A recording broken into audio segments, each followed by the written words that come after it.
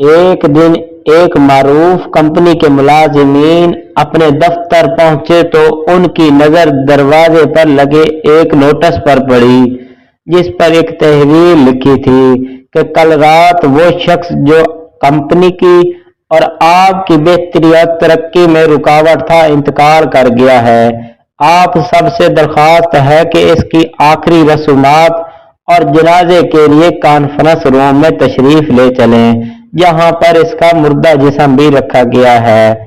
ये पढ़ते ही पहले तो सब उदास हो गए कि इनका एक साथी हमेशा के लिए इनसे जुदा हो गया है, लेकिन चंद ही लम्हों बाद इन्हें इस तजस्सुस ने घेर लिया कि आखिर वो शख्स था कौन जो इनकी और इनकी कंपनी की तरक्की में रुकावट था। इस शख्स को देखने के लिए सब तेजी से कॉन्फ्रेंस रूम की जानब लपके।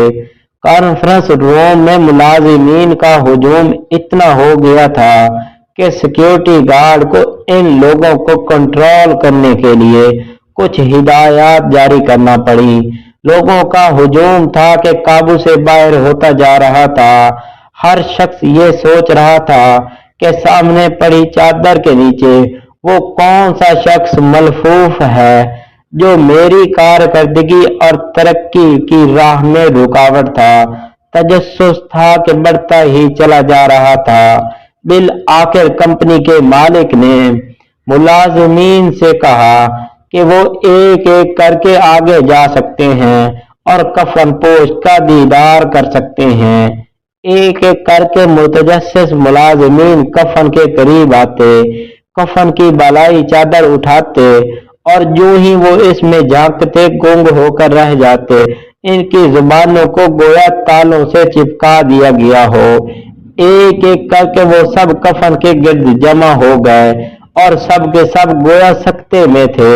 यूं मालूम होता था कि किसी ने इनके दिल पर गहरी जरब लगाई हो। दरअसल कफन में एक आईना रखा हुआ था।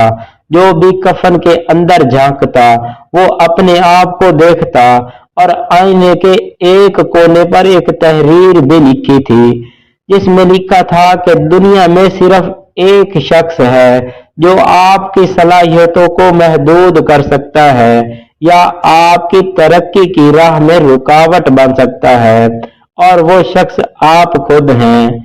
आपकी जिंदगी में तब्दीली आपके बॉस के तब्दील होने से, आपके दोस्त अहबाब के तब्दील होने से, आपकी फैमिली के तब्दील होने से, आपकी कंपनी के तब्दील होने से, आपकी रिहाइश गाह के तब्दील होने से या आपके मयार जिंदगी के तब्दील होने से नहीं आती।